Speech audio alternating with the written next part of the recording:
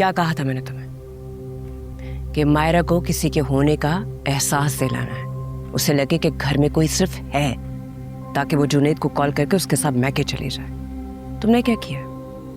उसको इस कदर खौफजदा किया है कि वो डर कर बाहर भागी और सीढ़ियों से गिर के उसका मिसकैरेज हो गया। शर्म आती है तुम्हें?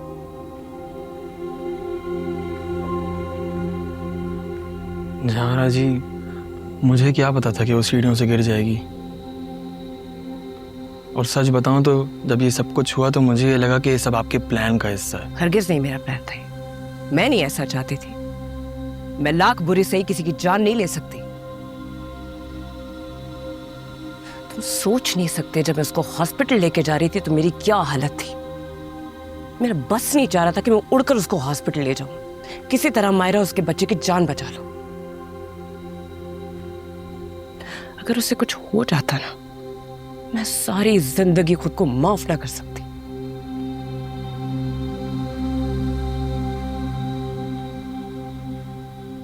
अभी भी मुझे लगता है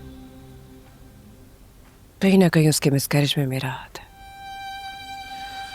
देखें जहारा जी, मायरा के साथ जो कुछ भी हुआ उसमें ना आपका कोई कसूर था और ना मेरा।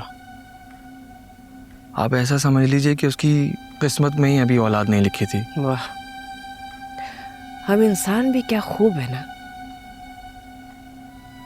जब किसी और पे इल्जाम देना हो ऐसे डाल देते हैं, और जब खुद पे बात आती है सब कुछ किस्मत में लिखा था।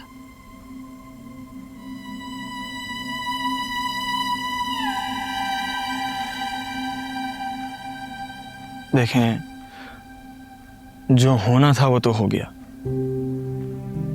अब क्या हो सकता है, लेकिन अगर आपने मुझे सजा देनी है तो मैं हाजिर हूं। मैं किसी को क्या सजा दे सकती हूँ? कुदरत अपने अंदाज में सजा मांगेगी तुझसे। देना पड़ेगा इम्तिहान हम सबको। तुम जाओ, तुम्हारे पैसे तुम्हारे अकाउंट में ट्रांसफर कर दूंगी। को नहीं, अब इस काम का मैं एक पैसा नहीं लूंगा। आपकी बातों से मैं खुद को मुजरिम महसूस कर रहा हूं। अब इस काम की रोटी मेरे हलक से नहीं उतरेगी। अगर आप मेरे लिए कुछ कर सकती हैं तो बस इतना कर दीजिएगा कि मेरी सजल को किसी और की ना होने दीजिएगा।